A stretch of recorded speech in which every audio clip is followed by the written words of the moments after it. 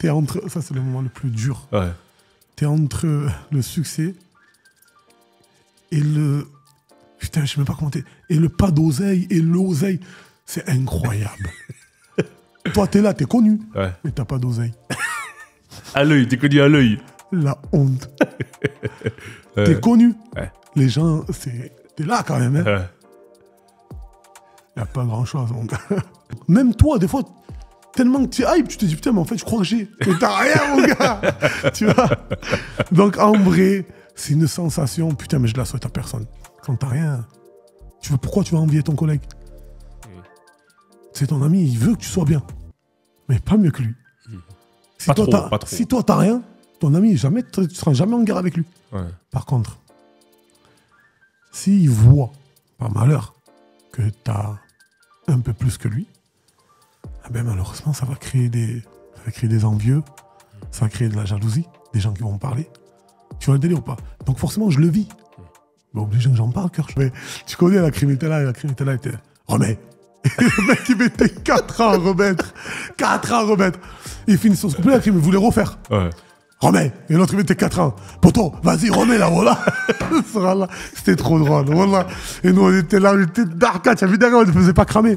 On était là, ASC, et mon collègue, il me disait, Fouad, là, il va le déchirer. Il va... J'ai dit, ah, tranquille.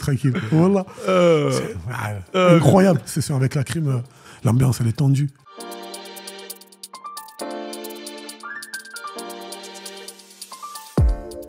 Koff.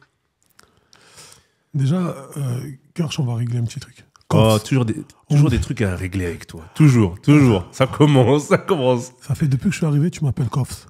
On se connaît, ça fait 15 ans, mon frérot. Ça y est. Tu m'as fait mon premier interview. Ça y est. Tu m'appelles Koff. Je m'appelle Koffs. Ça y est, de l'agressivité. Et t'as vu ce comment message, t'as attendu le bon c'est un moment. message T'as attendu à qu'on toutes commence les- l'interview. Mais je te laisse, tranquille. C'est un message à toutes les personnes qui m'appellent Koff. Je m'appelle Koffs. Il y a un S à la famille. Depuis tout à l'heure, je dis Koffs, mais il fait semblant parce que je suis sa victime aujourd'hui. Non, Je sais, jamais de la mais vie. tranquille, c'est pas C'est la grave. famille. C'est de l'amour. C'est la famille. Koffs. Ça va quoi, le sent bien quoi, Kirsch? Ça va et toi, tranquille? Tout se passe bien. La promo, ça se passe bien cette semaine? Très très bien. Très bien. C'est vrai que t'as enchaîné. Il faut le préciser quand même. Une autre chose avant qu'on précise, avant qu'on commence, t'es venu, jour de grève, t'es arrivé en avance. Et tu viens de Marseille. Mais j'arrive toujours en avance. Ça, c'est vrai, hein? J'arrive toujours en avance au studio, dans les tournages, dans les rendez-vous, partout. Grand professionnel. C'est pas, non, c'est que tu connais, après l'heure, c'est plus l'heure. Même des punchlines en interview. Ok, on va commencer cet entretien, cet échange. C'est vrai qu'on écoutait ton album, Matrixé. Matrixé, 21 titres. T'en avais des choses à dire, hein. 21 titres, c'est un format qui se voit assez rarement maintenant, parfois. Tu vois, toi, c'est vrai que ça fait depuis 2020 que t'as pas sorti un projet. Le fait de sortir 21 titres sur un projet, c'était important pour toi? Ouais, trop important pour moi, dans le sens où, frère, ça fait 3 ans que j'ai pas sorti un album solo, même si j'ai apparu sur quelques projets, que ce soit la bande organisée, le Classico ou quelques albums en parallèle. Mais ça fait 3 ans que j'ai pas sorti un album à moi, ça fait 3 ans que j'ai pas choisi mon délire de prod à moi, ça fait 3 ans que j'ai pas choisi mes thèmes à moi. Bien sûr que 21 titres, et encore, j'étais parti pour un double album. Ok. Et je l'ai fini, mais après, on s'est dit, bon, c'est pas judicieux. L'équipe t'a freiné un peu, c'est ça? Ouais, ils m'ont dit, c'est bon, calme-toi, on fait 21 titres. Il faut préciser que, parce que des fois, on a 21 titres, mais 21 titres, il me semble qu'il y a 6 featuring, donc ça veut dire qu'on est sur du 14 solo, c'est conséquent. Ouais. C'est vraiment que t'en as vu gros sur la patate, musicalement, textuellement aussi, je suppose. Ça dépend. Mais après, comme je t'ai dit, tu as vu, en 3 ans, tu vis beaucoup de choses. Donc, 14 solos, en vrai, tout est relatif. Pour certains, c'est beaucoup, pour d'autres, peu. Et moi, je fais partie des gens que c'est peu encore. Okay. J'ai d'autres choses à dire. Pour te dire, frère, j'ai envoyé déjà 3-4 freestyles. Enfin, j'ai envoyé 4 freestyles avant l'album. Est-ce que tu pourrais nous dire combien de temps t'as mis pour faire ce projet-là? Parce que c'est vrai que ça fait 3 ans que t'as pas sorti de projet, mais est-ce que tu as commencé à le bosser quand? En 2021, 2022? Plus 2022. 2022? Ouais, 2022. J'ai fait mon premier séminaire au Maroc. On a travaillé avec l'équipe. Et après, je suis revenu ici. Et vu que j'avais fait beaucoup de titres, mais les titres, ils avaient mal vieilli, tu vois, Kirsch. Ok. Ils avaient mal vieilli. Donc, dès que je suis revenu ici, je me suis pris, je crois, 3 mois. Et j'ai refait d'autres sons, tu connais. C'est ça. Et avant de parler de cet album, j'ai te fait réécouter un son forcément que tu connais. Et après, on va parler autour de ce son-là. Ouais, tu peux t'ambiancer dessus, tu peux faire ce que tu veux. J'ai passé la bague à Chiquita. 2 mois après, je l'ai déjà quitté. T'es un petit bâtard, je suis un abat, je suis un déjà quitté. Oui, je suis le capitaine. Oui, je vais les décapiter. C'est pas la capitale, Kirsch, c'est Marseille, bébé. Nique ta mère sur la canne de bière et nique tes morts sur le vieux port. Miamol, c'est les quartiers sud, c'est les quartiers nord. Nique ta mère sur la canne de bière. Nique tes morts sur le vieux port. C'est fou. Forcément, un couplet stratosphérique, diront certains. Je sais pas quel est le meilleur adjectif. Est-ce que tu dirais que ce couplet a changé ta vie? Ouais. Oui. Je vais pas te faire le mec. Ouais, ça m'a changé ma vie. Qu'est-ce que ça t'a apporté, Koffs? Je passe de, si je me trompe pas, peut-être de 50 000 auditeurs sur Internet à je sais plus combien de millions d'auditeurs. En vrai de vrai, mon gars, ouais, ça m'a changé de ma vie. Et ça t'a permis d'ouvrir des portes que tu n'arrivais pas forcément à ouvrir précédemment? À savoir que Santé Bonheur, il me semble qu'il est sorti en 2020, février 2020. Et Bande Organisée, enfin le Bande Organisée, il arrive en juillet 2020. Donc on est quelques mois après, si je comprends bien. Et toi, tu as senti, comment est-ce que ça s'illustre ce changement de catégorie, on va dire, au-delà des auditeurs Spotify par mois? Tu sais, quand il y a un truc comme ça, tu t'y attends pas déjà. Tu sais, quand tu fais un son comme ça, tu t'y attends pas. Quand le J m'appelle, tu te dis, ben écoute, on va faire un son, c'est Marseille, et l'histoire, elle est réglée. Et quand ça sort, ben ça va très très vite. Ça va très très vite. Tu vois, on fait, je crois, 2 et quelques millions un jour. Après, bah, ça part 3, 4, 5 000.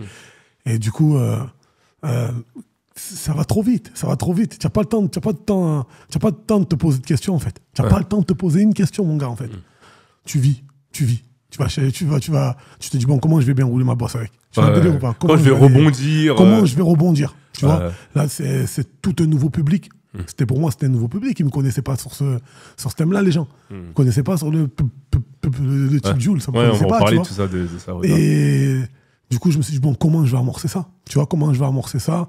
Comment, parallèlement, je vais leur parler de mon univers? Parce qu'ok, ils m'ont connu dans ça, mais mon univers réel, il est un peu plus sombre que ça. Bien sûr. Mais à la fois, tu peux pas cracher sur ça parce que, comme je t'ai dit, c'est la musique qui m'a changé ma vie. Tu vois. Donc, au final, je pense que je l'ai bien géré, quoi. Et comment tu l'expliques, le succès de ton couplet, selon toi? En modestie, bien sûr. En toute modestie, comment tu l'expliques? Ouais, pas de modestie, là. Je peux tout dire, mon gars. Toi, j'essaie de te sauver, mais non, tu veux pas être sauvé. J'ai tout niqué, on va le dire, là, les gars. Il n'y a pas de modestie ici. Sans filtre, on a dit. Je te dis honnêtement, comment... C'est un morceau, en fait. T'as vu quand Julie t'appelle? Ouais. T'as vu quand tu sais les hits, les classiques, les tubes de Jul, ça te met directement une pression en plus. Quand Jul t'annonce la tracklist, c'est-à-dire quand il fait la tracklist, les personnes qui vont être dans le morceau, ça te met une pression en plus. Donc toi, quand tu écris, tu te dis pas, je vais être concurrent, parce que ça reste Marseille, encore, on s'en fout de ça. Tu te dis, faut que je sois au top de ma forme, à moi. Tu vois le délire ou pas? Et là, tu gamberges. Tu te dis, bon, il me faut quelques refs. Tu sais que le morceau va faire du bruit. Tu vois, on savait que ça allait parler, quoi qu'il en soit. On savait pas que ça allait faire ça, mais on savait que ça allait parler, quoi qu'il en soit. Donc, tu te dis, bon, on va mettre quelques refs, ok? On va représenter déjà le poteau qui m'a invité, Chiquita. Je rentre direct avec Chiquita. Tu vois le délire ou pas? Tu attends un peu, on va parler de Marseille. Il y a quoi dans Marseille? Canebert, Vieux-Port. Allez, nique ta mère sur Canebert, nique tes morts sur le Vieux-Port. C'est Marseille, bébé, bam, bam, bam. C'est l'aime. Ok. Voilà. En fait, tu vas pas comme si c'était un featuring classique ou un morceau solo. Ça, c'est pas du tout le même état d'esprit. Non, mais preuve, dans l'album avec le J, dans mon album, c'est pas un morceau du tout comme ça. Ouais, c'est le fameux. Le fameux, c'est pas un morceau du tout comme ça. Tu vois. Et on m'en parlait tout à l'heure. Et c'est vrai que tu nous disais qu'il y avait beaucoup de gens, mine de rien, qui ont compté dans ton parcours. Tu le dis dans l'annonce de la tracklist. Tu remercies Ribéry, tu remercies Alonso, Sofiane, Jules. Est-ce que tu pourrais nous dire chaque personne ce qu'elle t'a apporté? Il faut savoir aussi qu'on était parti chez Ribéry en Allemagne. Je crois que c'était en 2018 ou 2019, je ne me rappelle plus. Mais on était parti en Allemagne avec toi pour aller voir Ribéry. Vous avez déjà des fortes relations. Déjà, on va parler clairement des personnages. Alonso, c'est la personne qui m'a donné un coup de main dès le départ. Ça veut dire que je suis personne. Son Instagram, lui, il pète tout. Sur Marseille, il casse tout. Il n'avait pas encore sorti RS4, pas de plaque, ça, il n'avait pas encore sorti. Okay. Mais il pétait tout, il cassait tout. Donc Alonso, moi, je suis au quartier et je sors des sons, des freestyles, des sons, et il est partagé. Okay. Mais il est partagé pas sur Insta en story. Il les mettait sur son fil d'actualité. Okay. Et tout le temps, j'en sortais un, il partageait. Il faisait des interviews, il parlait de Koffs. Quand il était en contact avec des maisons, disques, peu importe, Koffs, il va tout niquer. Donc, en soi, dans ma carrière, Alonso, c'est le premier gars qui m'a... Vas-y, viens. OK. Après Alonso, la personne qui m'a donné un vrai coup de main, Fianso. Fianso, il vient me chercher au quartier. Il me dit, écoute, Koffs, j'ai écouté un freestyle à toi. Tu vas me faire 3 titres du même style que le freestyle. Et tu vas péter. Je lui dis, t'es sûr, frère? Tu connais, moi, je faisais des 20 000 vues à l'époque. Je lui dis, t'es sûr? Il m'a dit, écoute-moi, fais 3 sons et tu les fais. Je fais les 3 sons, je monte à Paris, je rencontre So. Je lui fais écouter les sons. Il me dit, tiens, envoie lui en premier, lui en deuxième, lui en troisième, ça va parler de toi. Je le fais. Ok. Et ça passe crème. Ok. Et je signe mon premier contrat juste après ça. D'accord. Ok. Jules, bande organisée, le titre qui me change ma vie. Je peux pas te dire plus que ça. Ouais, on en a parlé, ouais. Il m'a donné la force comme jamais. Tu vois, le délire ou pas. Et Ribéry, depuis le fameux séjour qu'on a passé chez lui, même si je le connaissais un peu avant, les liens sont encore plus renforcés. Et du coup, c'est mon frère. Et il m'aide dans la vie de tous les jours. Quand j'ai un conseil, quand j'ai un truc, allô, Bilal, tu en penses quoi sur ça? Bam, bam, bam. Et lui, il me dit. Puis, il y avait le fameux jet privé qu'il a envoyé à ma mère en Algérie. C'est vrai que tu en avais parlé ça, mais pour ceux qui ne savent pas, est-ce que tu peux réexpliquer l'histoire pour que les gens qui découvrent cette interview, qui ne sont pas au courant de ça, puissent comprendre? En fait, pour faire clair, le Covid, c'était une période très, très, très, très, très compliquée et ma mère, elle était en Algérie. Donc, il décide de fermer tous les aéroports, dont celui de Marseille et celui d'Alger. Du coup, on était bloqués. Ma mère, elle était bloquée en Algérie. Moi, je faisais tous les paplards, tu vois, pour la faire revenir. Et c'était trop compliqué. Il n'y avait plus de vol. Il n'y avait pas de vol. Personne ne pouvait revenir d'Algérie. Et moi, j'avais peur pour la daronne là-bas, tu vois. Et un jour, je parle avec Ribéry. Il m'appelle, il me dit frérot, bon, vas-y. Il me dit, on se prend des nouvelles et tout. Et il me dit, la daronne, ça va? Je dis, ouais, mais là, elle est au bled, j'essaie de la faire revenir. Il me dit, ok, frérot, maman, on finit la discussion. Il me dit, allez, celle-là, la prochaine.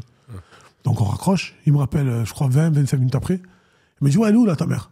Je dis, écoute, elle est au bled, elle est là-bas. Ouais. Il me dit, ok. Il me dit, fais-la venir à Alger pour demain. Et je dis, pourquoi? Il m'a dit, je lui ai pris un jet privé. Et il lui a pris un jet privé. Ma mère, elle est rentrée en jet privé. Voilà l'histoire de Ribéry. Voilà pourquoi je dédicace ces 4 personnages qui, pour moi, ont été très intéressants dans ma vie et très importants, dans ma vie. Et bon, j'aurais pu en citer d'autres, parce qu'il y a beaucoup de personnes qui comptent dans ma vie, tu vois. Mais dans le domaine à la fois artistique et même dans la vie, c'est ces personnes-là qui m'ont aidé. D'accord, on comprend mieux l'apport de chacun. On va parler de musique maintenant. Le deuxième extrait que tu as envoyé de cet album, c'est un extrait avec Lacrim. On va l'écouter et après on va échanger dessus. Vas-y. Ils n'ont pas pied. Bah, je vois pas où tu veux en venir. Mais je sais lire l'avenir. Je vais chercher le machin et ça va faire bang bang bang. Fallait pas trop me nuire. Je vais chercher le machin, ça va faire bang bang bang. T'as voulu venir, maintenant tu fais le choquer quand ça fait bang bang bang. Putain, sacré morceau, ils sont chauds. C'est qui ça? C'est Koffs et la crime. Et d'ailleurs, est-ce que tu pourrais nous dire comment il s'est organisé déjà le featuring, le morceau, et aussi le clip? Parce qu'on sait que la crime, des fois, pour le capter à travers le monde, c'est particulier. Je sais qu'il y a une anecdote, forcément, il y a quelque chose avec la crime. On connaît. Tu vois, tu rigoles, on te connaît déjà, Karim, on sait déjà. Donc, dis-nous tout. La crime. La crime. La crime. Bon, déjà, on se connaissait depuis un moment. Moi et Karim, on se connaissait depuis un moment, tu vois.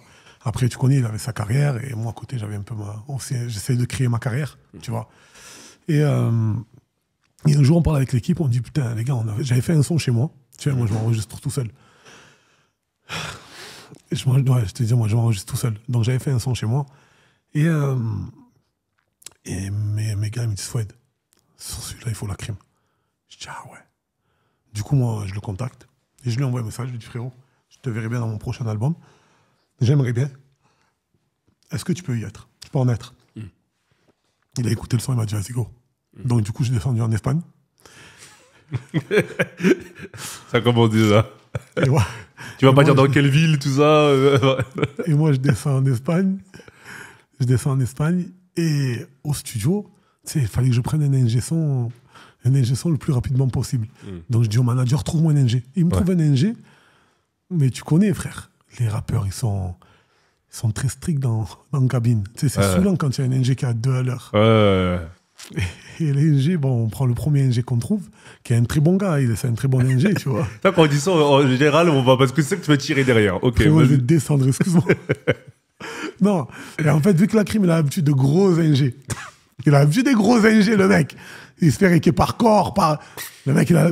Moi, j'ai pris un ingé qui venait de commencer. Toi aussi, comme... Par Dieu, on lui a fait regretter sa carrière d'ingé. Je crois que là, il a fini barman. Tu faisais quoi? Non, mais tu connais, la crime était là, il était... Remets. Le mec, il mettait 4 ans à remettre. 4 ans à remettre. Il finit son couplet, la crime, il voulait refaire. Ouais. Remets. Et l'autre, il mettait 4 ans. Poto, vas-y, remets là, voilà. C'était trop drôle, voilà. Et nous, on était là, on était d'arcade. Tu as vu derrière, on ne faisait pas cramer. On était là, et mon collègue, il me disait, Fouad, là, il va le déchirer. Je dis, ah, tranquille. Voilà. Incroyable. C'est sûr, avec la crime, l'ambiance, elle est tendue. Ouais. C'est normal, tu sors un son comme Bang Bang Bang, tu fais des refrains comme ça avec lui. Tu peux pas faire un son... j'ai capté. Tu vois le délire, tu peux pas faire un son d'amour, Zama. Impossible, trop tendu.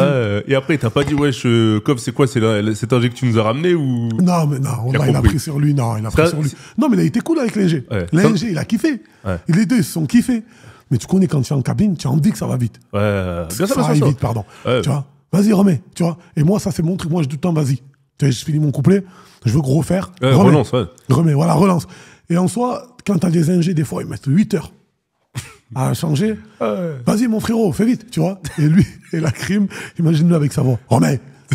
Et l'ingé était en stress, il galérait. C'était trop beau à voir. Mais si c'était en Espagne, c'était un ingé espagnol ou c'était un ingé français? Non, c'était un ingé français. Ok, d'accord. Il est monté avec nous. Ok.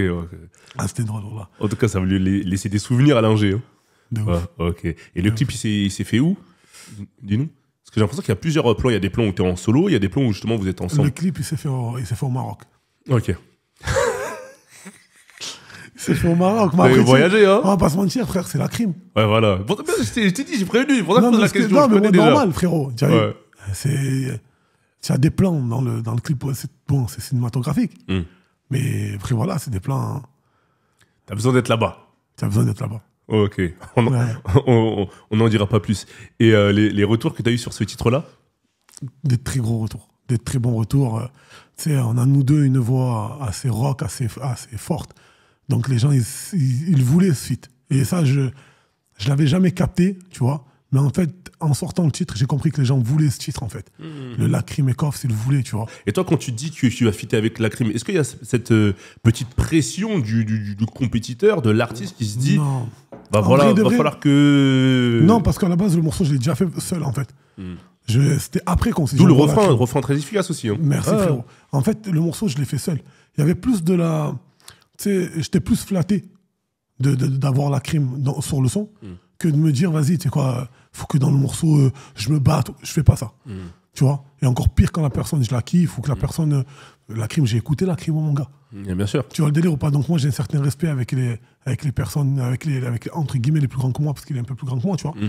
Donc en soi, non, j'ai ce respect-là de ne pas me dire, ouais, tu sais quoi, dans le morceau, je vais faire ci. Puis le titre, comme je t'ai dit, je l'ai fait avant. Je l'ai pas fait, tu vois, je l'ai pour forcément, c'est ouais, je l'ai pas fait pour la crime. Ok, d'accord. Voilà, mais il rentrait bien dessus et ça a été fait. Exactement. Ok, exactement, d'accord. On va parler d'un deuxième featuring que tu as fait sur ce projet-là. On va d'abord se l'écouter et après on en parle, comme d'hab. Ici, y a que des haineux. Ça préfère fumer le feu.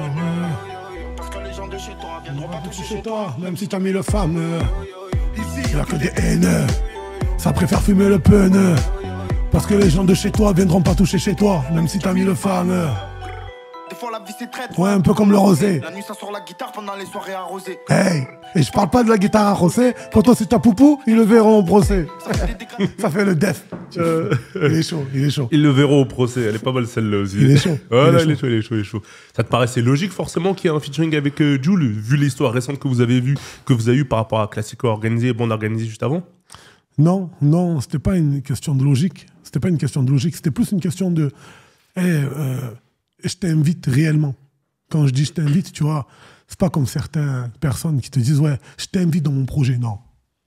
T'as besoin de force dans ton projet. Ne dis pas je t'invite. Ça. Je fais ça. Ça d'autres, ça. Ok. Non, je t'invite. Merci pour tout ce que t'as fait. Mes interviews, quand je parle du J, c'est pas parce que je vais me dire ouais, ça va parler du. Non. Je le fais parce que je le pense. Je le fais parce que même quand je suis chez moi, avec mes gars, on parle, j'en parle. Ouais, c'est ma façon d'être reconnaissant. Ok, d'accord. Donc quand j'invite le J, c'est une façon de dire, frérot, marhaba, viens dans mon album. Ouais, tu vois le délire ou pas? Sinon, j'aurais fait un morceau super ouvert, je te parle de meuf et histoire de régler. Là, je t'ai fait un morceau super cramé. Rythmique voilà. Jul, mais super cramé. Justement, en parlant de morceaux et des couleurs musicales, on a l'impression, là, je vais un peu grossir le trait, que cet album, il est séparé entre des sonorités rap français plus classiques, des sonorités kofiennes sur lesquelles on a l'habitude de t'entendre parfois, et avec des sons aussi un peu plus ambiançants, couleur du Sud, on va dire type Jul qu'on appelle ça. Mais il n'y en a pas tant que ça, hein, quand tu regardes bien. Il y a Capitaine, il y a Chargé aussi. Il y a le fameux, justement, avec Jul. Après, tu as des morceaux un peu plus ouverts. Omri avec Soul King. Tu as Vaillant avec Attic. Et tu as le morceau Tony Montana avec El Grande Toto. Voilà. Pas de Zumba, pas de show pour remplir le frigo. Dans Chargé, tu dis ça. Ouais. Donc, quand tu prends ce type de sonorité, est-ce que tu les apprécies réellement ou c'est avant tout une nécessité économique pour pouvoir exploiter tes titres, exploiter ton projet? Non, la prod, elle tue sa mère. Quand Zach Cosmos me propose la prod, je trouve qu'elle tue sa mère. Donc ça me parle. La prod, elle me parle. Tu vois, j'ai besoin d'écouter la prod pour écrire le morceau. Par contre, quand je dis pas de Zumba, pas de show, faut remplir le frigo, c'est que même si j'avais pas envie de faire de Zumba, j'en ferai parce qu'il faut remplir le frigo. C'est ça que je veux dire. Même si je déteste la Zumba, c'est pas le cas. J'aime beaucoup. Mais même si je la détestais, la Zumba, j'en ferai pour remplir le frigo. C'est ça que je veux dire. Mais tu dirais, Koffs, que le type de rap dans lequel on t'a connu, brut, sans concession, et il y en a beaucoup dans ce projet aussi, je précise pour que les gens comprennent, parce que les gens, ils n'ont pas forcément écouté l'album peut-être quand ils verront cette interview. Le type de rap assez brut, sans concession, rap français écrit, celui-là, ce type de rap-là est plafonné, tu dirais? Je dis pas qu'il est plafonné, mais moi, mon rap, il va avec ma vie. Tu sais, quand je sors mon premier album, Kévé, l'album, il est très, très sombre. Bien sûr, je me rappelle. Mais parce que je suis dans une période très, très sombre. C'est parce que j'ai une vie très, très sombre à cette période-là. Tu vois, quand je sors Santé et Bonheur, l'album, il est un peu plus ouvert. Il y a des morceaux sombres, mais il est un peu plus ouvert. Parce que je commence à être heureux. Je commence à toucher mes premiers chèques. Je commence à prendre mes vrais sous. Donc, au final, je commence à être un peu plus heureux. Je commence à créer ma famille. Okay. Tu vois ce que je veux dire ou pas? Je commence un peu à mettre ma famille à l'abri. Donc, Santé, Bonheur, je suis bien. Tu vois le délire ou pas? Dans Matrixé, je reviens avec Matrixé, tu as des morceaux très ouverts, comme tu dis, Amoré ou quoi que ce soit, mais parce que ça me parle. Ça me parle. Aujourd'hui, ça va très bien dans ma vie. Je suis très bien dans ma vie, grâce à Dieu. Et écoute, quand je me lève le matin, si j'ai envie de sourire à la vie, je vais sourire à la vie. Donc je vais faire des titres qui sont assez ouverts. Tu vois ce que je veux dire? En fait, tu te vois pas rester le Koff de 2018 quand t'as... Mais non, ça serait mentir. Ouais, bien sûr. Ça serait mentir. Tu peux pas rester tout le long pareil. Ta vie, elle évolue. Tu évolues avec ta vie. Ne mens pas aux auditeurs. Tu peux pas, tu vois. Après, chacun est comme il est. Tu vois, on n'est pas là pour juger un tel ou un tel. Chacun comme il est. Mais moi, pour ma part à moi, je peux pas mentir, moi, Kersh. Je suis bien, je vais faire de la musique bien, mon gars. Je passe 2 mois, je te dis une bêtise, au Brésil avec ma famille. Je reviens, j'ai envie de faire un morceau avec des sonorités brésiliennes, je vais te le faire. Tu vois ce que je veux dire? Je peux pas me forcer à être dans un mood aigri, gris, noir, pour... C'est pas réellement ce que tu c'est pas vis réel, au et ça moment se T. sentir. Par contre, quand je te sors des freestyles ou quand dans des morceaux, tu vois que c'est dur comme l'intro de l'album, tu vois que le mec c'est dur, c'est parce que cette période-là, peut-être que cette semaine-là, j'étais en mode énervé. Peut-être qu'il m'a cassé les couilles, l'autre il m'a un truc, ça te casse les couilles, tu sais quoi, tu écris un peu un titre et tu fais truc. Tu vois le délire ou pas? Maintenant, pour revenir à ce qu'on disait, quand tu fais un morceau comme Amoré, mon gars, peut-être que t'es heureux, t'as envie de chanter pour une femme, et tu le fais, tu te prends pas la tête. Et tu penses que ce type de sonorité-là, t'as invité Soul King sur ce titre-là, t'aurais pas pu les toucher en solo, ou le fait de ramener Soul King, même si tu sais que tu peux gérer ce titre-là en solo, ça rajoute encore une épaisseur parce qu'il a cette capacité à être bon dans ce type d'univers musical-là? Il s'est fait naturellement le son avec Soul King en vrai. Tu vois, quand on fait le titre, on est à Dubaï au studio. Ouais. Ça veut dire que, bon, on fait quoi ce soir? On se fait quoi? On se fait un studio. Ça se fait naturellement, tu vois. Et à la base, le morceau il était pour Soul King. Ok. Clairement, tu vois. Et du coup, vas-y, je lui dis, laisse-moi-le. Je le mets dans mon projet. Et on l'a mis. Il s'est fait naturellement, en fait. Il n'y a pas eu de calcul, tu vois. Et ça se trouve qu'avec Soul King, j'aurais pu faire un piano voix. Ça se trouve que tu vois. Mais après, c'est vrai que la prod, elle y ressemble beaucoup à ce qui fait Raouf, quoi. Tu vois. Bien sûr, forcément. Cohérence. Et c'est vrai que Koff, t'as gardé ton côté pragmatique et ta franchise. C'est pas énervant, les gens qui boivent comme ça? En plus, j'allais te dire, ouais, t'avais les retours, j'ai dit, bonjour, c'est quoi? Ceux qui boivent comme ça, voilà. Aujourd'hui, t'as décidé de me dérégler, j'ai compris. Là, on est à 25 minutes, ça va, on commence bien. On est bien lancé, ça va, on est bien lancé. On va voir cette question-là. Toi, arrête maintenant. Vas-y, mon gars. Et il y a aussi le morceau avec Attic, Attic Vaillant et le morceau avec El Grande Toto, Tony Montana. Tu peux nous dire comment ils se sont faits ces morceaux-là? Avec Attic, on est à Marseille. Je valide totalement ses sons. Tu vois, moi j'aime beaucoup ce qu'il fait artistiquement. Il est très très bon. Et humainement, c'est un mec vrai. Tu vois. Donc quand moi je rencontre Attic, on discute, ça parle. C'est quoi mon frérot, on va se faire un son ensemble. Et je voulais pas le ramener entre guillemets sur un titre comme il sait faire, comme il sait bien faire, tu vois. Lui, les pianos-voix, tous ces trucs-là, il le fait très très bien. Je voulais le ramener dans la crapulerie en fait. Et c'est ce que j'ai fait en fait. Attic, ça s'est fait comme ça, on s'est rencontrés sur Marseille. On a discuté 1-2 fois ensemble. On s'est bien entendu. Feeling max, on a dit qu'on va le faire. Et on l'a fait comme ça. Et pour El Grande Toto, je suis au Maroc. Et j'ai oublié, c'est un membre de mon équipe qui est en connexion avec lui qui me dit Fouad, vas-y, il veut passer, te check, tout ça. Je dis vas-y, ramène-le. Tu vois. Et il est venu, on a discuté, on s'est bien entendu. Et vu qu'il y avait le studio, c'était un séminaire au Maroc. Okay. Il y avait le studio, c'est quoi mon rêve. Il est venu, on a fait le titre et.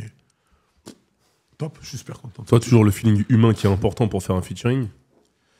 Oui, non. Ou pas? Oui, non. Pas faire le menteur. Voilà, dis la vérité. Pas faire le menteur, non, c'est même pas aussi. C'est que, demain, tu me ramènes un mec, c'est. Mec, qui nique tout, tu me dis en featuring, je m'en bats les couilles de ce qu'il pense, de ce qu'il va. En vrai, tu vois. Mais non, mais là, vraiment, c'est des personnes que j'apprécie vraiment. Tu vois. Ouais, de tous qui sont dans l'album, parce que je les apprécie vraiment. Et là, justement, on a parlé de ces ouvertures un peu musicales. Est-ce que tu dirais que ton public, maintenant, après Très Organisé, il est coupé en deux? Un peu entre ceux qui t'ont toujours écouté depuis un certain moment et ceux qui t'ont découvert un peu plus récemment sur des sonorités beaucoup plus ouvertes ou ambiançantes?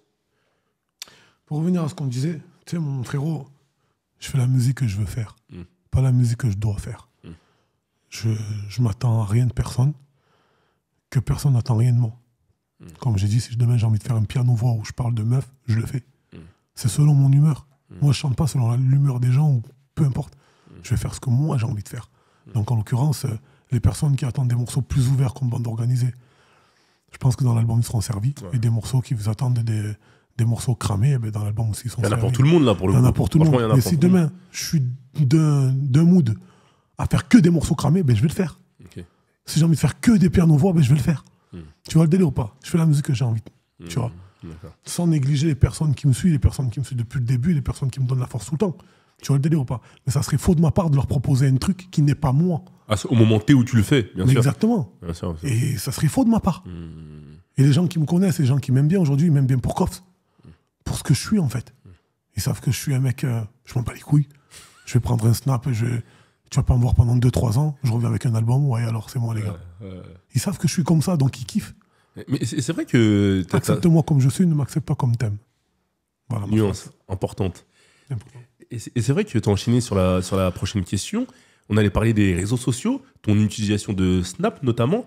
À une certaine époque, on t'a vu de plus en plus utiliser ton Snap avec tes gars, voyager à travers le monde. Est-ce que tu dirais que ça t'a permis de conserver un capital sympathie ou de créer un capital sympathie? Ça m'a permis de... Tu sais, en fait, entre bandes organisées. Et cet album-là, je perds beaucoup de kilos. Tu vois, je perds beaucoup de kilos. Je refais mes chicots. Ça ramène une sûreté. Donc au final, tu vois, quand je suis sur mes réseaux, je suis moins fermé. Je suis moins bloqué, moins gris, moins aigri. T'es plus à l'aise? Je suis plus à l'aise. Donc du coup, je suis super bien entouré. Et l'équipe avec qui je traîne, c'est des mecs super gauleries. Donc on fait un voyage ensemble, 2 voyages, et je snap moi naturellement. Et quand je rigole pour de vrai derrière mon snap. Donc au final, ça s'est créé tout seul en vrai. Est-ce que ça a ramené? Ouais, le capital sympathie, ça l'a ramené. Bien sûr, les gens, ils ont kiffé. Tu vois, j'ai eu beaucoup plus d'abonnés, tu vois. Mais c'est pas ce que je cherchais. Quand je commençais à voyager, c'était la période du Covid. Pour beaucoup de monde, c'était compliqué de voyager. Et moi, j'avais trouvé la faille de comment voyager. Du coup, je me suis dit, tu sais quoi, je vais leur faire profiter. Et je partais en Turquie. Et je snappais. Et les gens, ils ne connaissaient pas forcément la Turquie. Bon, pas tout le monde, mais pour pas mal de personnes qui ne connaissent pas la Turquie, ils découvraient, en fait. Ça, ouais, pas mal. Pas mal. Et j'aimais bien faire découvrir, en fait. Tu vois, après, j'ai fait l'Égypte aussi. Les gens, ils kiffaient, tu vois. Et j'aimais bien faire découvrir. Ah ben, je dis, tu sais quoi, je vais leur faire découvrir. Si ça permet à certaines personnes de voyager à travers mes snaps, ah ben, je vais le faire. Et tu avais des gars un peu qui t'entouraient, c'était limite chacun avait un peu son personnage, si je comprends bien. En fait, c'est leur personnage naturel. Ouais, c'est ça qui est fou. Ils sont comme ça, en fait. On savait ce que l'un allait faire parce qu'à force de suivre, ah, lui c'est un fou, lui, voilà, lui. Lui, il est gaulerie, lui, il est un peu plus crapuleux, lui. Et ça, c'est ce qui a fait l'équipe Santé et Bonheur, en fait. Tu as lancé un freestyle récemment sur Instagram et tu en parles aussi dans l'album quand tu parles du parcours du Maroc au Qatar. Est-ce que tu as suivi? Tu sais pourquoi je t'aime bien? Vas-y, dis-moi tout. Parce que tes interviews, ça se voit qu'ils sont travaillés. On essaye, on respecte l'invité. Ça se voit. On écoute. Sauf quand tu m'appelles Koff, mais sinon je t'aime bien. C'est totalement faux. C'est totalement faux. C'est totalement faux, je refuse. Je nie les faits. Je nie. L'OPJ, je nie. Attends. T'as décidé... Tout le long, je vais faire ça, les gars. Voilà. Vous allez être servis, les gars. T'as décidé de me tuer les oreilles. C'était quoi ta question, Cash? Le Maroc, le parcours du Maroc, l'épopée. L'épopée. Ah, tu t'en parles souvent, non? Enfin, t'en as parlé 2 fois, je sais, 2 fois. Et c'est pas assez. Tellement si historique. Ils nous ont fait kiffer. Ils nous ont fait kiffer. Ils ont fait kiffer toute l'Afrique entière. Et pas que. Ils ont fait kiffer même des Français. Des personnes, tu sais, moi je parle même avec des Français pure souche qui me disaient on est content de ce qu'ils sont en train de faire. Tu vois, ils ont fait kiffer tout le monde, les mecs. Tu vois. Et tu peux que représenter. Tu sais, moi, quand l'Algérie elle a gagné, ben, j'ai fait des sons. Tu vois. On a gagné la CAN et tout ça. J'ai fait des sons. Mais là, ben, je me sens concerné aussi. Je me sens concerné. Dans le sens où je me dis, ils reviennent de loin, l'équipe. Et ils sont partis très, très, très, très loin. Donc au final, je suis obligé d'en parler. J'en parle parce que c'est naturel. J'en pense, je le pense. Quand je suis avec mes gars, on en parle. Les gars, c'est fort hein, ce qu'ils ont fait. Et je préparais l'album, je pouvais pas. Mais moi, si ça tenait qu'à moi, j'irais voir le match. Je serais allé voir les matchs au Maroc. Même pas au Qatar. Même pas au Qatar, au Maroc. Ouais, carrément, pour être avec le peuple, justement. Mais c'était trop beau à voir. Ouais. C'était trop beau. Du coup, je pars sur Internet et tu regardes, il y a des gens qui filment les bars et tout, tu vois. Ouais. Mais c'est magnifique. Franchement, moi, ils m'ont fait kiffer. Et franchement, chapeau à eux. Et je leur souhaite encore mieux, Inch'Allah, pour dans 4 ans, qui cassent tout. Et du coup, forcément, tu souhaites la même pour la sélection algérienne? Cela va de soi. Ça... Le J'ai pas les sourire. mots. Ouais, là, le sourire, il est sorti direct, là. Rahman Rahim. Putain. Bien sûr, tu es fou, mon pays, c'est... Putain, qu'est-ce qu'on est un beau pays. Un Algérien, quand il parle de son pays, c'est... Tu regardes le ciel, t'es plus avec moi, là. T'es plus avec moi, là. On est plus en interview. Ouais. Dis, je vais faire la même chose que j'ai déjà fait, mais je suis obligé de te le faire, Kirsch. Ah, et merde, putain. Ah, je crois qu'on doit relancer les caméras, je crois. Dis, Je crois qu'on doit relancer les caméras. Ah, c'est mort. Dis, s'il te plaît, dis tahia. Tahia. J'entends, j'ai pas de retour dans le casque. Oh là, dis tahia. S'il te plaît. Tahia, parce que t'es mon gars. Tahia. Jazaïr. Tahia, Jazaïr. Parce que t'es Merci, mon gars. mon gars. Parce qu'il Voilà, les y a gars. beaucoup d'amour entre nous. Merci, Tu sais mon très frère. bien. Tous mes interviews, je vais faire ça, les gars. Vous inquiétez pas. On va Ouais, vous voilà. présenter jusqu'au bout. Jusqu'au bout. Il va avancer le bail. Non, y a rien, ok. mes refs. Y a rien, vous êtes mes refs. Non, mais en vrai de vrai, tu sais, il y a certaines personnes qui peuvent te dire, ouais, mais mon gars, tu sais, moi, j'ai soutenu la France au même titre que j'ai soutenu le Maroc. Mais comme je dis, ça fait un petit bout mon cœur. Parce que la France, on l'a gagné, regagné la Coupe du Monde. Là, ça fait un petit bout mon cœur que ça soit un pays qui représente toute une nation en soi. Et tout un continent, j'ai envie de te dire. Bien sûr, bien sûr. Tu vois, c'est ça qui faisait plaisir, énormément. Personne ne les voyait en favori, mon gars. Comme quoi? Personne ne les voyait. Personne. J'aurais mis ma main à couper, personne. Bien sûr. Tu vois, celui qui aurait joué ça en côté match. Toujours le bispalvo, le COFS. Toujours le bispalvo. Il Toujours la serait gavé. Ouais. Putain, c'est De incroyable. fou.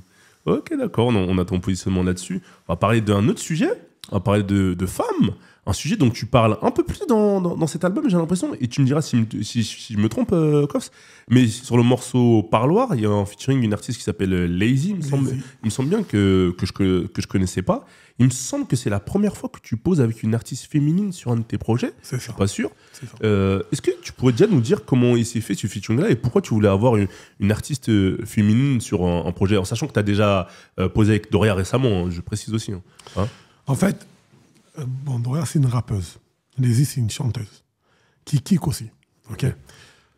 Qu'est-ce qui se passe avec cette artiste-là? En fait, quand je rencontre Lazy, c'est une chanteuse qui n'a jamais rien sorti. C'est une chanteuse qui n'a jamais fait de studio, globalement, en soi. Tu vois, peut-être, je pense qu'elle a dû faire des petits trucs, mais pas de trucs bien carrés, entre guillemets, tu vois. Et j'écoute comme elle chante. Je dis, les gars, c'est un bordel, cette meuf. Et du coup, elle n'avait aucune équipe avec elle. Je dis, tu sais quoi? On va travailler ensemble. Et on s'est fait quelques studios avec la fameuse Lazy.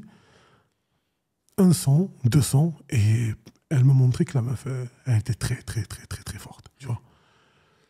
J'ai dit, tu sais quoi? Je vais la prendre dans mon album. Et je veux que je sois la première personne qui l'a fait découvrir à cette personne-là. Je veux être la première personne. Je crois fort en cette fille-là. Ouais, parce que moi, je trouve que le featuring, il est vraiment réussi. Il a Mais abouti, de ouf. hein, pour le coup. Hein. De ouf. On laissera les gens découvrir un peu le sujet de ces trucs-là, mais je le trouve abouti. C'est tellement que j'y crois en cette meuf-là. Ah ben, c'est le focus track de mon album. Ok, d'accord. Donc tu l'as clippé le titre. J'ai clippé le titre Ouais. parce que j'y crois. Ok. J'y crois déjà au titre, mais je crois en elle. Bien sûr. Elle a des sons de ouf. Ok. Cœur, crois-moi. C'est Ok. une tueuse. Tu l'as signé sur ton label, sur ta structure? Écoute, je peux pas tout te dire ici. Voilà, Koffs, je sais, tu perds pas le nord. Je peux pas tout te dire. Mais en soi, clairement, elle a un réel talent. Et c'est vrai qu'aussi, maintenant, on va parler de quartier.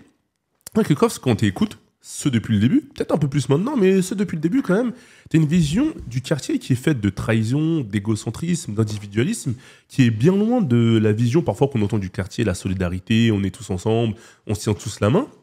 Est-ce que tu dirais que t'es quelqu'un de pessimiste ou au contraire, t'es ultra pragmatique et réaliste sur la réalité qu'il y a parfois dans les quartiers et les relations qui unissent tout le monde? Moi, je pense que c'est pas que dans les quartiers. Il y a de la trahison, il y a dans tous les corps de métier, dans tous les domaines, dans tous les milieux et dans tous les quartiers. Dans tout, tu vois. Donc, en vrai, C'est un truc qui revient souvent depuis V, même de Santé Bonheur. parce que tu sais, je le vis. Je le vis, l'amitié. Je pense que je suis pas le seul à le vivre. Il y a du monde qui le vit. Toi aussi, tu as eu des amis. Bien sûr, mais Tu as eu des amis que tu aimais. Bien sûr. Et pourquoi je te pose cette question-là, Kos? Parce que l'image qu'on a parfois justement des quartiers, c'est cette solidarité et qu'il y a cette Mais solidarité. oui, mais on est qu'il y a. solidaire que quand on est dans la merde. Mais dès qu'il y en a un qui s'en sort un peu plus que les autres, il n'y a plus de solidarité. Finalement, c'est quand t'as rien que t'es solidaire. Quand t'as rien, mais mon pote, quand t'as rien, pourquoi tu vas envier ton collègue? C'est ton ami, il veut que tu sois bien. Mais pas mieux que lui. Pas trop. Si toi, t'as rien, ton ami, tu ne seras jamais en guerre avec lui. Ouais. Par contre, s'il voit, par malheur, que tu as un peu plus que lui, eh ben malheureusement, ça va créer des envieux, ça va créer de la jalousie, des gens qui vont parler. Tu vois le délire ou pas? Donc forcément, je le vis. Ben, obligé que j'en parle, Kirsch. Bien sûr. Obligé que j'en parle. Moi aussi, ben oui. J'ai Et- mes frères avec qui je fais ma musique. Ouais. Excuse-moi, je t'ai coupé. Bien sûr, bien sûr. J'ai mes frères avec qui je fais ma musique. Je suis toujours avec eux. Je les aime. Autant que j'aime mes vrais frères. Parce qu'ils m'accompagnent tous les jours. Parce que je les vois pratiquement presque plus que mes vrais frères. Tu vois ce que je veux te dire? Ah ben, il y en a un parmi eux qui va me trahir, qui va me faire une phase bizarre. Ça va m'affecter, ça va me toucher. Et si j'en parle dans la musique, ben c'est normal. Si j'en parle, c'est que ça me touche.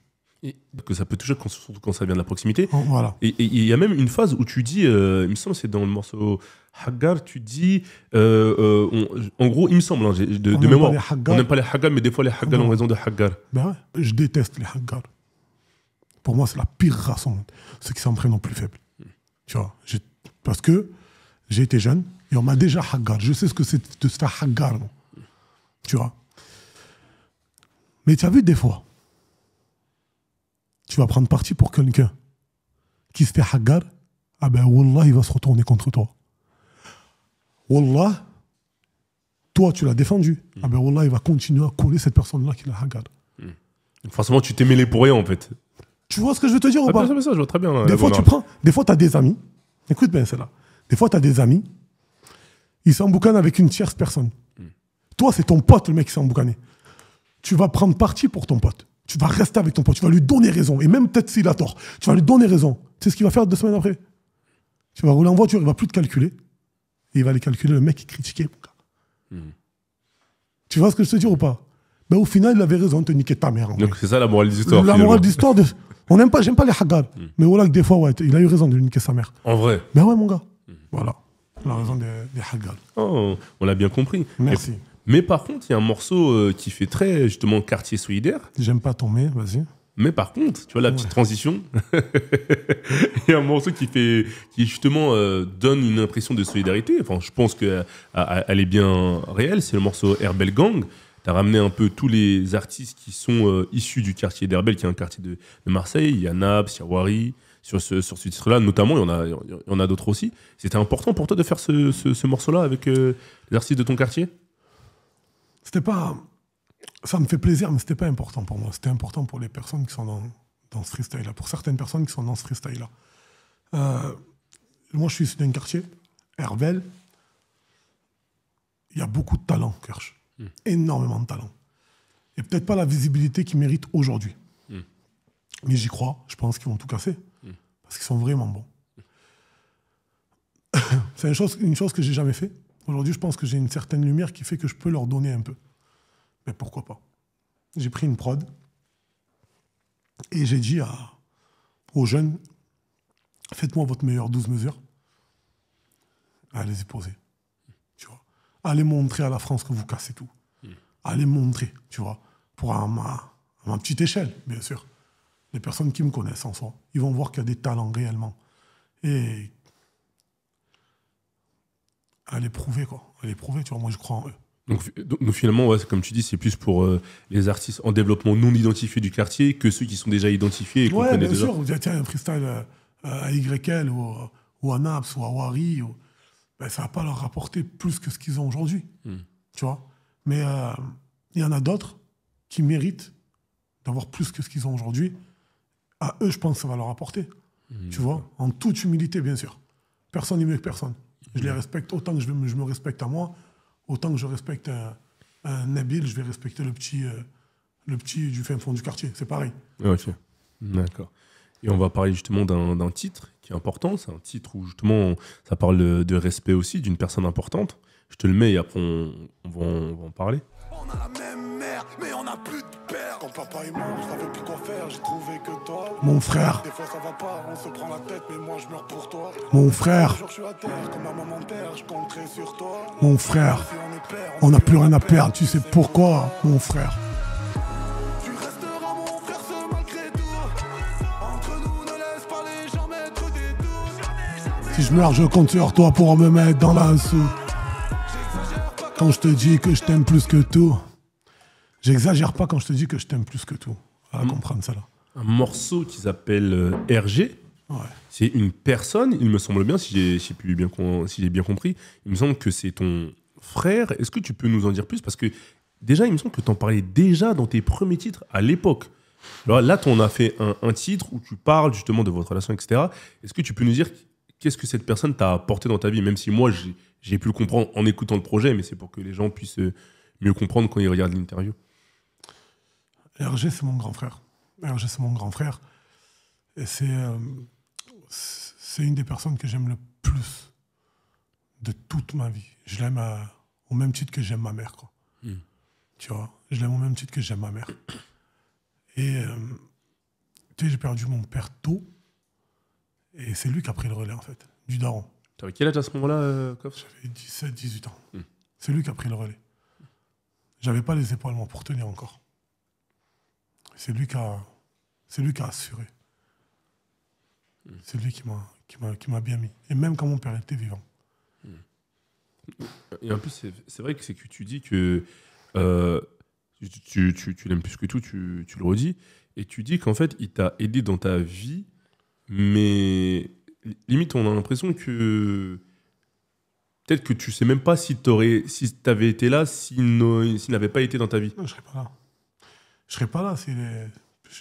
Non, parce que c'est lui qui m'a permis aussi de me... En fait, il m'a enlevé beaucoup d'embûches sur ma route pour que je puisse faire la carrière que j'ai aujourd'hui, qu'elle soit cinématographique ou musicale. Tu vois ce que je veux te dire ou pas? Quand tu parles d'embûches, on parle de quoi? Tout. On parle de tout. On parle de tout. C'est lui qui a pu même m'aérer la tête dans le sens où... tu sais, des fois, tu n'as pas d'argent pour payer ton studio. Ben, c'est lui qui a assuré derrière. Des fois, tu n'as pas d'argent, je parle quand tu es jeune. Tu n'as pas d'argent pour faire tes clips, c'est lui qui a assuré derrière. Demain, tu as un problème quelconque, c'est avec lui que je vais compter. Lui, c'est mon tout, ce mec. C'est mon frère. Qui te lâchera jamais, quoi. Reda, c'est Reda. Si je pouvais faire un album complet, l'appeler RG1, RG2, RG3, je le fais. C'est... Tu sais, pour les personnes qui le connaissent, entre guillemets, c'est une personne très, très, très, très, très, très droite. Et lui, c'est lui qui m'a inculqué les codes de ne pas aimer les haggars, de faire du bien quand tu peux faire du bien. Tu vois, ce respect-là. C'est lui qui me l'a inculqué, ça, beaucoup. Donc, du coup, en soi, je ne suis qu'une... Je suis que la réincarnation, entre guillemets, de mon frère, en vrai. Ouais, il a fait une partie de ton éducation, en fait. Si, voilà. Quand tu me vois, moi, tu as le délire ou pas? Ça veut dire que je suis la réincarnation de ce mec-là. D'accord. C'est ce qu'il peut penser, mon grand frère. Tu écoutes mon album, tu comprends comment il pense. Okay. On peut se faire une idée de sa personnalité, Ouais. de par comment toi, tu t'en parles et comment Bien sûr. tu es aussi. Bien sûr, c'est comme je t'ai dit. Lui, j'ai rarement... Écoute-moi. J'ai jamais vu un mec avec aussi bon cœur que mon grand frère. Ok. Mon frère, s'il peut t'aider, il va t'aider. Et de bon cœur, il attend rien en retour. D'accord. Et je vais te dire encore pire, encore mieux quand il ne te connaît pas. Ok. Un jour, je t'ai posé dans une chicha ici, dans le 9-4. Et on parlait. Et un ami à moi, il me dit, ouais, tu as ton frère et tout ça. Je dis, ouais, j'ai mon grand frère. Et on parlait de lui. Et je lui dis tout le bien que je pense de mon frère. Écoute-moi bien ce que je vais te dire. Un mec qui rentre, salam les gars, salam bamba, il me dit, frérot, toi, je te connais pas. Par contre, je connais ton frère. Quand je suis arrivé à Marseille, je suis tombé en panne avec ma voiture. Il s'est arrêté. C'est lui qui m'a regonflé ma roue. C'est lui qui m'a fait ci, il m'a fait ça. Il m'a mis max, il me dit. Et mon collègue, il me dit, subhanallah. On parlait de lui là maintenant. Comme quoi? Il y a un truc. Écoute, bon, mon attachée de presse, elle a son assistante. On travaille avec elle. Elle me dit, toi, je te connais pas, mais je connais ton frère. Et quand j'étais à Marseille, il m'a donné un coup de main. Tu vois ce que je veux te dire? C'est juste mon attaché de presse. Mon frère, quand il peut aider, il aide. Et je pense que je suis sorti comme lui. Quand je peux aider, j'aide. Là, en l'occurrence, c'est la même chose. Donc voilà pourquoi RG, et pourquoi c'était super important pour moi de faire un album, un titre, il l'appelait RG. D'accord. Et il y a un titre qui s'appelle Leçon. Je crois que c'est la track 16. C'est trop fort aussi de ce projet, il me semble, c'est la track 16. Tu dis, des fois, c'est dur, les gens croient que tu pèses des millions, alors que des fois, les temps sont durs. Est-ce que tu peux nous expliquer, Kof? C'est parce que nous, on a vu ton parcours, on t'a vu arriver, on t'a vu galérer, charbonner, avoir ton game changer, on a vu ton évolution en tant qu'artiste. Est-ce que tu peux te rappeler, comme ça, où tu te rappelles d'une anecdote à un moment donné où c'était compliqué de faire de la musique parce que financièrement, ça allait pas forcément dans ton sens, où c'était compliqué? Des choses qu'on entend peu, mais qui sont assez réelles pour beaucoup d'artistes. Quand je sors l'album V, il y a une certaine, entre guillemets, je sors de quelques sons qui ont bien buzzé, qui ont fait des millions de vues. Je sors mon premier projet V. Mon album, il est affiché de partout. J'ai ma photo comme ça dans les bus, dans les métros. Je suis de partout, quoi. Je fais plein de médias. Les gens, ils me voient partout. Mais j'avais pas un euro. J'avais pas un franc. Mais quand tu dis que tu n'avais pas un euro, tu as bien eu une avance. Et pour expliquer aux gens comment ça se passe, pour qu'ils comprennent. C'est mon premier projet. Tu connais le monde de la musique, je vais pas te faire un dessin. Donc l'avance, elle n'est pas forcément conséquente pour que les gens puissent comprendre. C'était pas assez conséquent, puis même, j'étais pas... disons que j'ai pas tout pris. Tu sais, quand tu touches un billet, il n'y a pas tout qui est à toi. Ouais, bien sûr. Tu dispatches. De droit. C'est pas une question de haddad ou quoi. Du business. De droit. Bien sûr, des gens qui t'ont donné un coup de main, des gens qui t'ont produit, des gens qui truquent. Donc tu dispatches. Les gens, ils pensent, tiens, je sais pas combien. Et comment on vit mentalement ce décalage entre ce que les gens pensent et la réalité du frigo? Tu as une fierté. Cœur, tu as une fierté. Bien sûr. Tu t'inventes pas une vie. Ça veut pas dire que tu t'inventes une vie, mais tu dis rien. Ah frérot, ça ouais. Mais eux, dans leur tête, ils pensent que tu as je sais pas combien. Parce qu'ils te voient affiché de partout. Ils te voient, pour eux, ça y est. Ils te voient que, tu vois, pour eux, ça y est. Pour eux, t'es dans le truc, bien. ça y est. Ouais. T'es mon rêve, Mais en vrai, t'as peut-être pas un franc. Tu vois le délire ou pas? Donc voilà, moi, ça, je l'ai vécu avec l'album V. Et il y a eu des moments où, à ce moment-là, par exemple, quand tu vois que la musique ne génère pas assez de revenus, mais que t'es affiché partout, donc il y a un décalage. C'est trop énervant. C'est trop énervant. C'est de la merde. Oh là là! Putain, comme dirait mon ami Yacine. Oh, c'est dérangeant. Oh, ça casse les... Ah non, putain. T'as une anecdote. Oh là là, attends, putain, tu vas parler d'un truc, ça me touche. Ça remonte, les souvenirs. T'es là. T'es entre... Ça, c'est le moment le plus dur. Ouais. T'es entre le succès et le... Putain, je sais même pas comment t'es... Et le pas d'oseille et l'oseille. C'est incroyable. Toi, t'es là, t'es connu, mais t'as pas d'oseille. À l'œil, t'es connu à l'œil. La honte. T'es connu. Les gens, t'es là quand même. Hein. Y a pas grand-chose, mon gars. Mais comment ça se passe justement ta vie? Parce que peut-être tu vas dans certains endroits où tu peux plus faire certaines choses, mais non, tu vois, y a c'est pas ça. C'est pas ça. Ouais. C'est quoi? C'est que toi, tes sons, ils tournent en rotation. T'es max, t'es bien, tu vois. Après, je te parle de... Ça dépend... Il n'y a pas tout le monde. Bien sûr, ouais. Je l'ai vécu. Beaucoup d'artistes l'ont vécu. Je l'ai vécu. Ouais, bien sûr. Je l'ai vécu. J'étais hypé, entre guillemets. Enfin, on se comprend. Hein. Bien sûr. On ne s'est pas à m'allumer. Ah, il croyait que c'était... Non. J'avais ma petite hype, mais j'avais rien. Voilà, tu vois comme c'est dur. Ouais. C'est dur. Parce que tu vis à la fois un mec qui n'a rien, mais c'est même pas les gens. Même toi, des fois, tellement que tu es hype, tu te dis, putain, mais en fait, je crois que j'ai. Mais t'as rien, mon gars. Tu vois.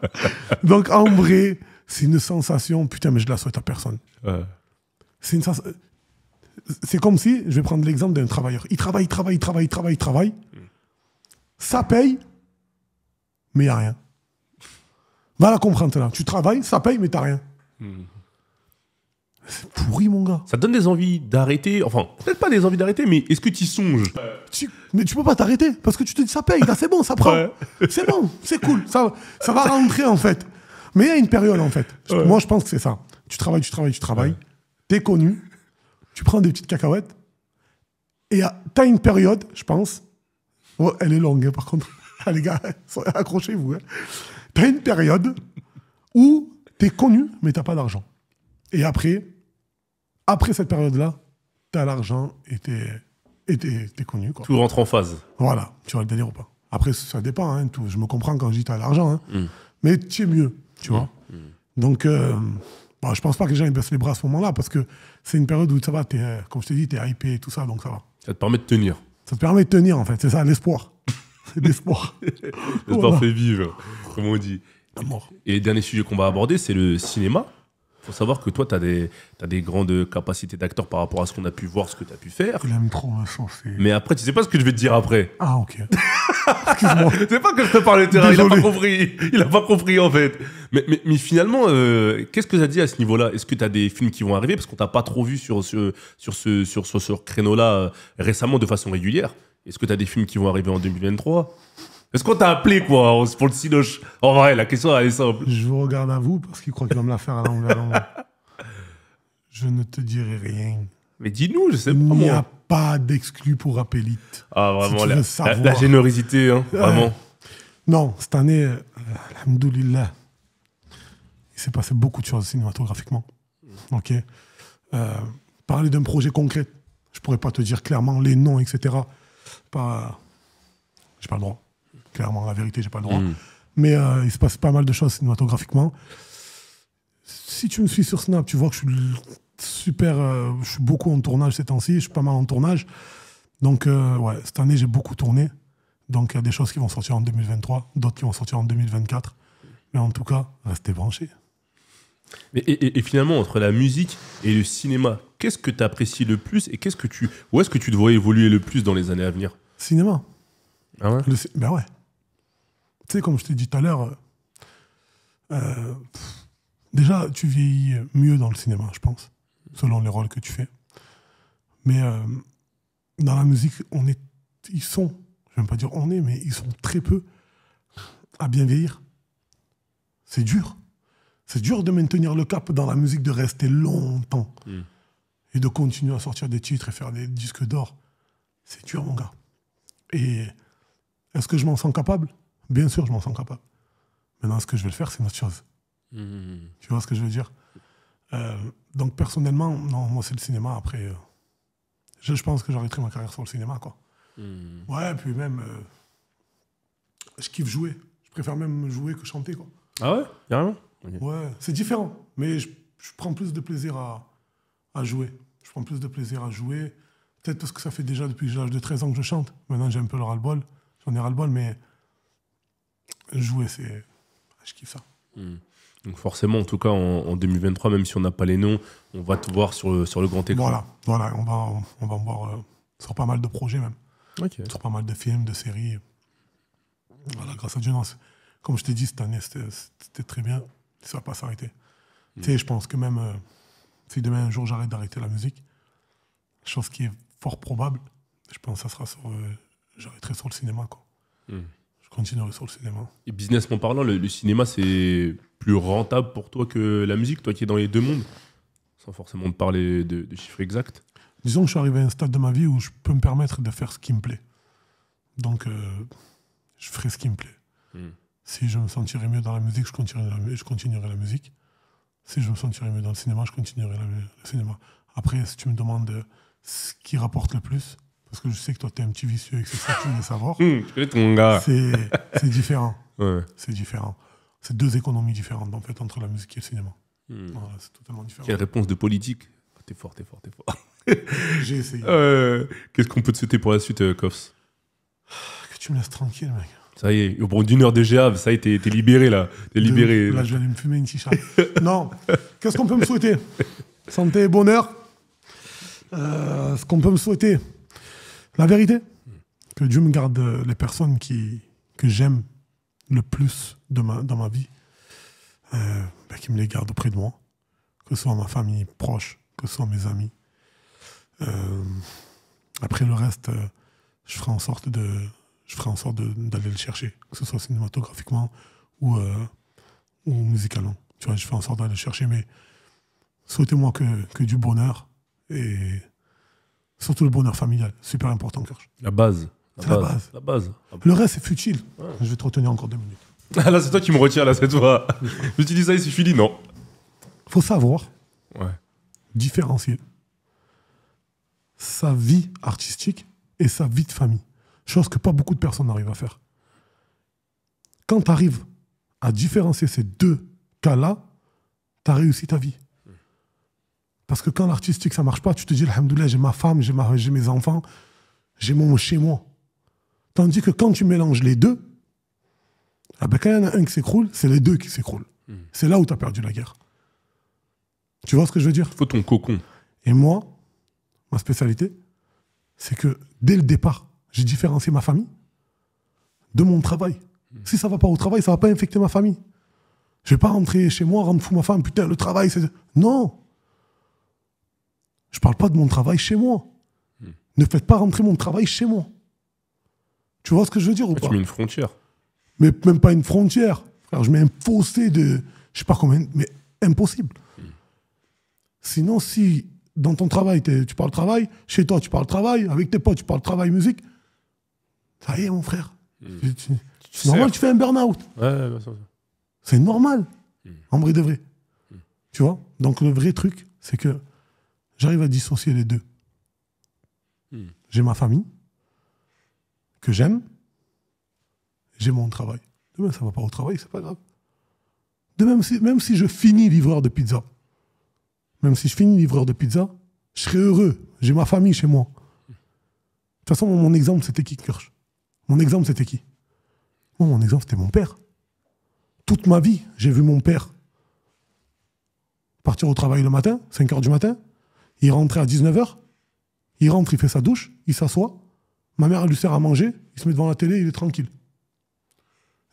Toute ma vie, j'ai vu mon père comme ça.